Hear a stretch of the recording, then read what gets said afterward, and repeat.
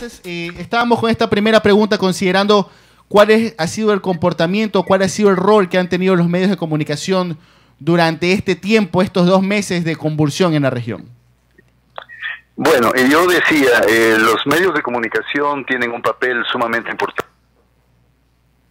Se dice que las funciones de los medios son informar, educar y en un lugar entretener. Cuando hay épocas de crisis social como la que vivió el Ecuador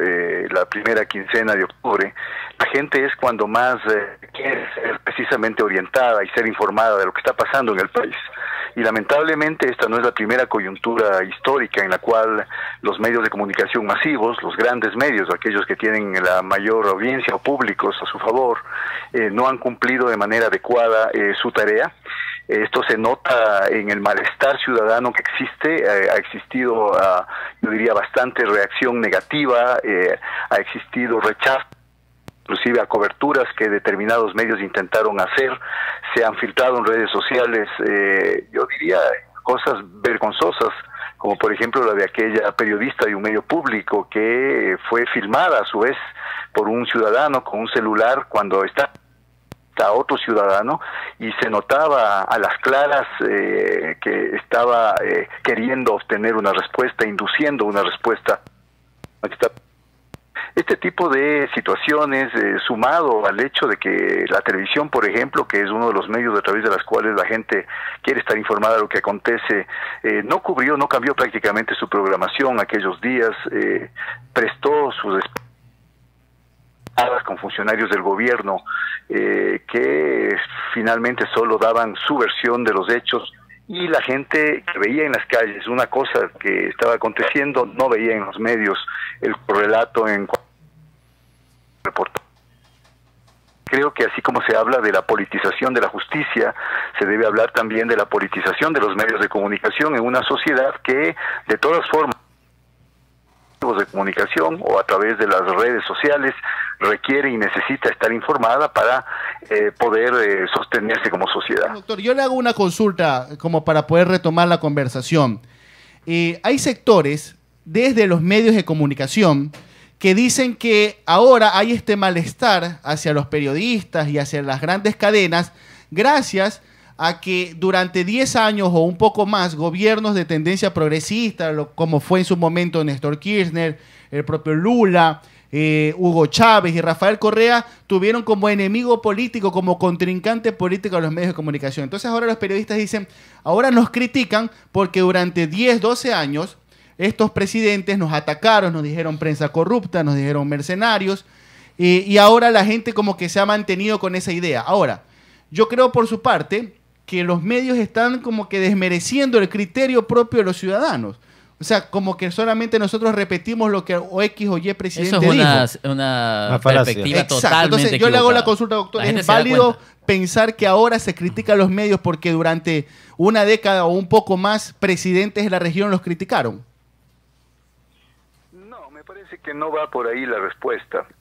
Porque en realidad, si bien es cierto, en el gobierno anterior hubo excesos, sobre todo en la confrontación que el propio presidente, el expresidente Correa tuvo con medios de comunicación. Yo particularmente siempre fui de la idea de que una vez aprobada una ley orgánica de comunicación que regulaba malas actuaciones en caso de que éstas las hubieran, era cuestión simplemente de aplicar la ley y no judicializar muchas veces la comunicación como pasó, ni tampoco subir de tono los insultos o las afrentas que el gobernante de turno hizo con los medios de comunicación, porque en realidad esto lo que provocó fue más bien lo contrario, es decir, que los medios de comunicación se autovictimicen, se conviertan en los afectados del caso y no se desnude, no se devele precisamente esa falta de oficio, esos intereses creados, esa politización y posicionamiento que muchos grandes medios de comunicación en el Ecuador efectivamente han demostrado. Entonces, a mí me parece que el malestar de la gente es un malestar absolutamente legítimo, es un malestar que proviene inclusive de sectores que se autodenominan abiertamente como anticorreístas, es decir, que no podemos nosotros echar mano de ese pseudo argumento de que porque el anterior presidente los deslegitimó o los desacreditó, ahora la gente está siguiendo esa misma línea argumental. Me parece que no va por ahí el tema, va simplemente por la demanda social insatisfecha, porque las personas, muchas personas hemos visto que los medios de comunicación ni siquiera tuvieron la decencia de cambiar su programación, de transmitir lo que estaba aconteciendo en realidad, ocultaron la mitad de lo que estaba pasando en el país, cuando entrevistaron siempre se posicionaron y parcializaron a favor de la voz oficial. Yo en algunos eventos que he participado he mantenido que y he tratado de demostrar argumentadamente que el discurso oficialista tuvo el canal de multiplicación y tuvo esta voz predominante en los medios masivos, todos al unísono, de manera uniforme, repitieron el discurso del gobierno en prensa, radio y televisión, y solamente dieron espacio para las cadenas nacionales, que por supuesto, más de un estado de excepción, estaban obligados, pero nunca, cuando hicieron sus coberturas, entrevistaron a la otra parte, y lo más grave de todo, cuando representaron el conflicto, siempre se pusieron del lado del poder, es decir, estigmatizaron, criminalizaron esta idea de que todo fue un acto vandálico, esta idea absolutamente infundamentada de que detrás de todas las protestas sociales estaba el correísmo, esta idea no demostrada todavía por las autoridades del gobierno de que hubo un intento de golpe de Estado, que a mí me parece más una justificación política clásica de los gobernantes cuando sienten que efectivamente están a un tris de dejar el poder. Yo creo que todos estos elementos han provocado justamente este malestar de la gente, han provocado un incremento de la conciencia crítica ciudadana con respecto a los medios de comunicación masivos, los han develado como lo que en buena medida son medios que les interesa la pauta, les interesa la rentabilidad económica, y que por supuesto cuando existe crisis política y podrían hacer las veces de lo que tantas veces cacarean, ser el contrapoder o ser críticos con el poder, se alinean sin ningún problema junto al poder. Entonces yo creo que esta es una discusión muy importante. Este medio de comunicación, el de ustedes, ha traído a colación este tema que debería ser un tema de tratamiento obligatorio en todos los medios, tener una pizca, tener un mínimo de autocrítica con respecto al papel que están jugando los medios de comunicación, y por supuesto también la necesidad de repensarse como medios a partir de lo que significa una comunicación alternativa. Las redes sociales han sido un espacio, creo yo, pródigo en información, y si bien es cierto, también las redes sociales pueden alojar y acoger una cantidad muy grande de noticias falsas o de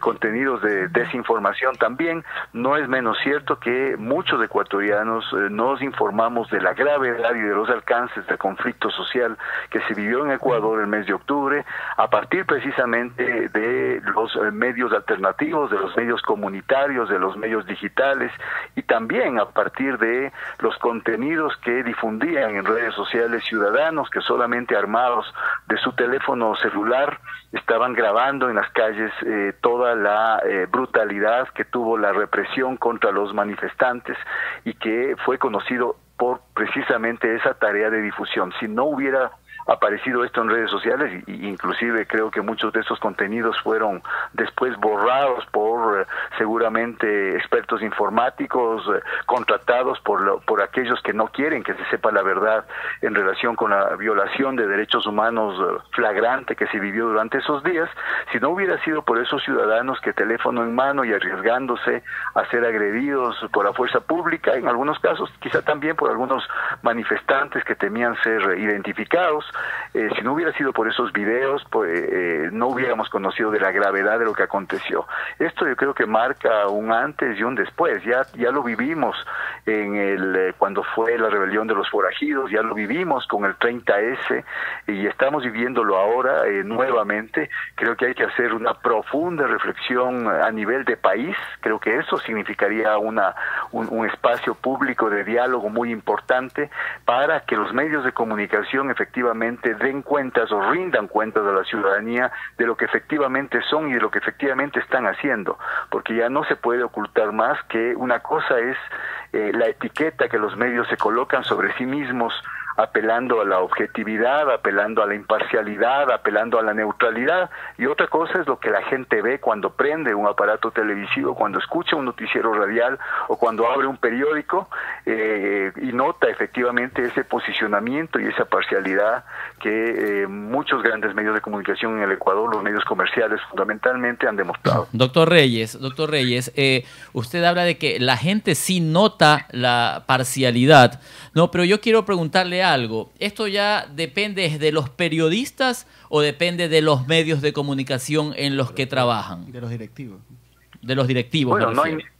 no hay nunca que confundir el periodismo con el medio en el que se ejerce el periodismo. Por eso es que tantas veces quienes hemos laborado en medios de comunicación hemos visto desde dentro cómo en ocasiones esos principios deontológicos que aprendimos y que quisimos poner en práctica cuando hacíamos periodismo en medios de comunicación, muchas veces o se dio espacio libre para que se lo haga, con obviamente sabiendo que hay siempre una línea editorial en un medio de comunicación, o simplemente se lo reprimió y se lo censuró. Ahí se habla de la autocensura. ¿De dónde viene la autocensura? La autocensura viene efectivamente de quienes están arriba en la pirámide del ejercicio del periodismo, llámense productores, llámense editores, llámense subdirectores o directores de medio, a veces directamente de los propietarios del medio, y a veces también vienen indirectamente desde los auspiciantes económicos o desde las amistades políticas que tienen los dueños de los medios de comunicación, y se van ejerciendo de arriba hacia abajo en esa pirámide para impedir que el periodista, muchos periodistas que salen de las aulas universitarias con el ánimo y con las ganas de ejercer un buen periodismo, un periodismo que sirva a la comunidad y un periodismo que respete los principios de buscar la verdad, no puedan en la práctica ejercerlo. Entonces yo creo que siempre hay que distinguir aquello. No se trata de por atacar a los periodistas. Hay periodistas y periodistas, hay periodistas que están tratando, a pesar de estos condicionantes externos, de cumplir lo mejor posible su misión, y hay otros periodistas que yo diría sin ningún ambaje se venden abiertamente con el pretexto de que hay que conservar un empleo, con el pretexto de que finalmente se creen los dueños de la verdad. Tenemos múltiples ejemplos en el país de ese tipo de periodismo también, y tenemos también ejemplos de medios de comunicación que ejercen más presión y más censura a su interior, y medios de comunicación que de alguna manera están dando una mayor libertad, porque acordémonos que el mayor capital de un medio de comunicación es su credibilidad. Buenos días, doctor, le saluda Rafael Campos. Una pregunta: ¿cómo debemos asumir a los medios de comunicación? ¿Como un servicio público o como un negocio donde la pauta es la que impone las reglas? No creo que haya exclusión entre las dos misiones de un medio público. Por un lado, si es que hay medios públicos privados, efectivamente tienen que sostenerse a lo largo del tiempo.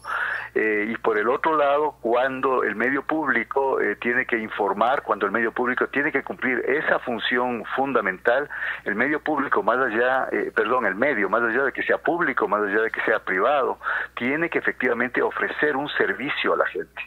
Lamentablemente aquí en el país se malentendió la idea de servicio público, se la distorsionó, se planteó que hablar de servicio público implicaba hablar prácticamente de una estatización del medio o de que el medio se pone al servicio del gobierno de turno. Ahora hemos visto como muchos medios privados se han puesto al servicio del gobierno de turno sin ningún problema, y ahí no se hacen problema con la idea de servicio público en situación de crisis. Pero lo que yo mantengo es que no son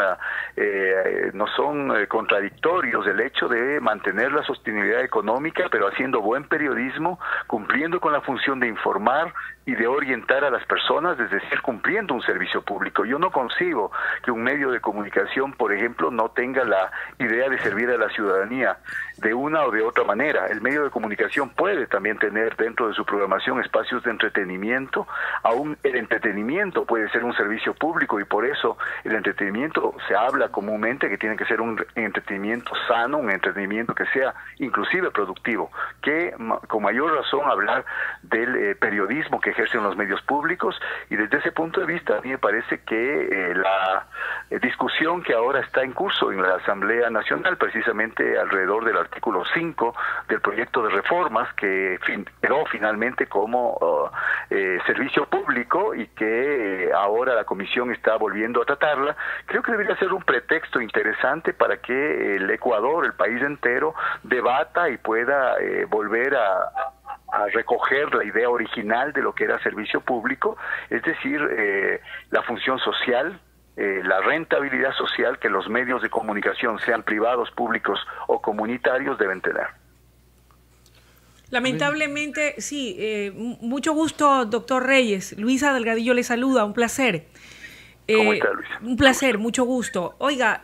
yo, bueno, no tengo mucho tiempo de haber llegado y haberme incorporado, pero he estado escuchando con atención lo que usted manifestaba antes de que se cortara la comunicación y ahora que la hemos retomado. Y tal vez de su amplia experiencia y de su trayectoria y conocimiento, quisiera poder escuchar de su parte alguna luz para que quienes ejercemos la comunicación, y obviamente la ejercemos como comunicadores, no como propietarios de los medios de comunicación,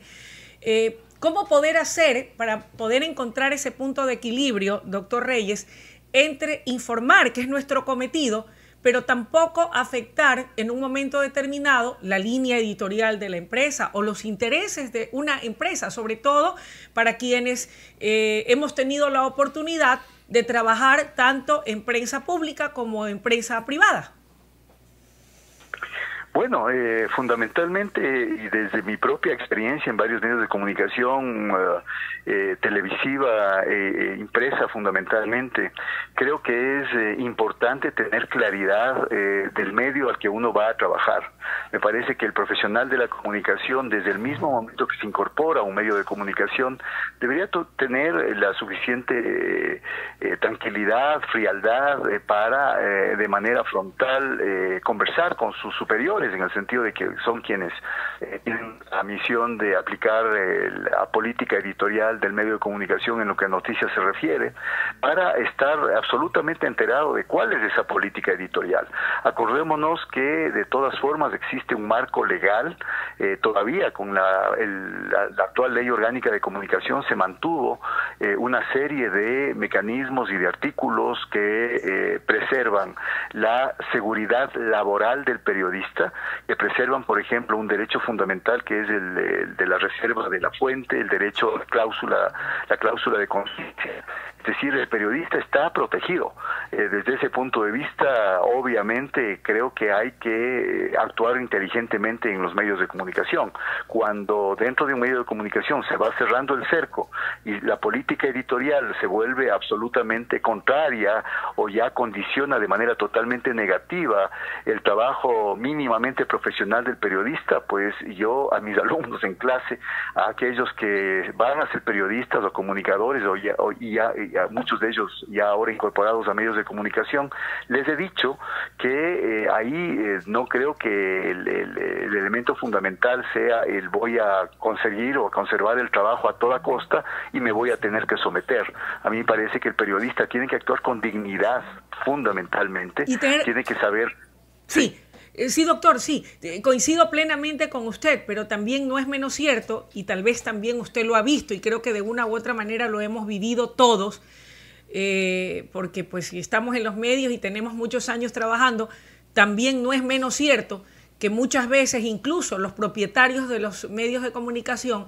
a veces no pueden tomar ni siquiera sus propias decisiones, sino que viene un telefonazo y si por ahí no le gustó a algún funcionario de gobierno lo que se dijo sobre tal o cual tema, enseguida pues las órdenes vienen desde arriba. Y entonces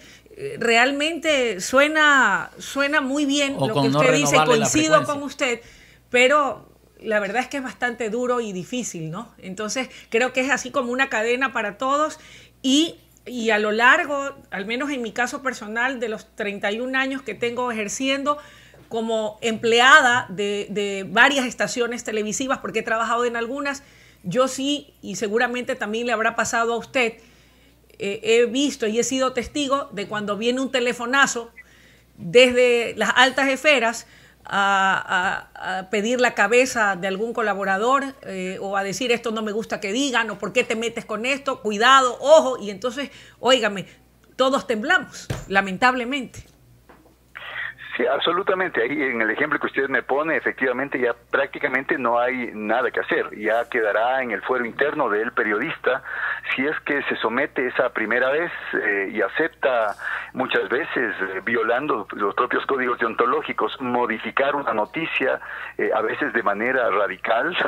o finalmente dejar ese medio de comunicación. Yo a lo largo de mi experiencia en medios de comunicación he visto a muchos periodistas valiosos que han optado por el camino de dejar el medio de comunicación. Obviamente hay un nivel de incertidumbre, hay un nivel de inestabilidad personal y familiar en esa decisión, pero a la larga yo he visto que los buenos periodistas que ejercen un buen periodismo siempre terminarán encontrando otro espacio en otro medio de comunicación que valore su trabajo. Ahora, ¿para qué existen entonces los gremios de periodistas? Me pregunto yo. Para hacer canastas navideñas de fin de año, hacer manifiestos a favor de gobiernos de distinto signo, o para defender los derechos de sus afiliados. Yo cuando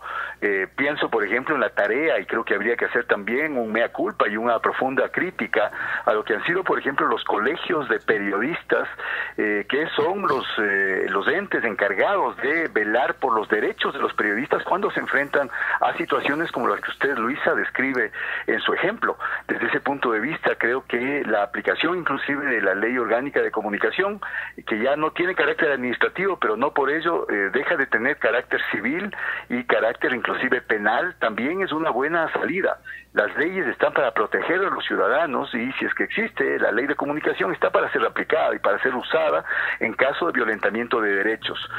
Lo que no se puede dejar de decir es que lamentablemente todavía en la actual situación, con un gobierno que se dice de los aires de libertad y de la mano abierta y del diálogo, no es menos cierto que esas presiones desde arriba, y sobre todo esto se mostró precisamente en la época de crisis social que vivió el país hace unas semanas, no es menos cierto que se sigue manteniendo estas posiciones abusivas y prepotentes de funcionarios públicos que se dirigen a los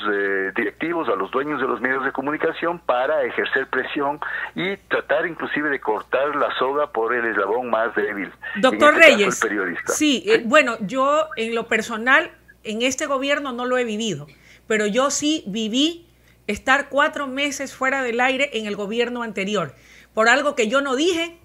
Y debí permanecer 4 meses que fueron los más terribles. ¿Y qué dijeron los colegios de periodistas? ¿No la protegieron? Por ahí salieron algunos en la defensa, pero me refiero a que sin haber dicho yo absolutamente nada, lamentablemente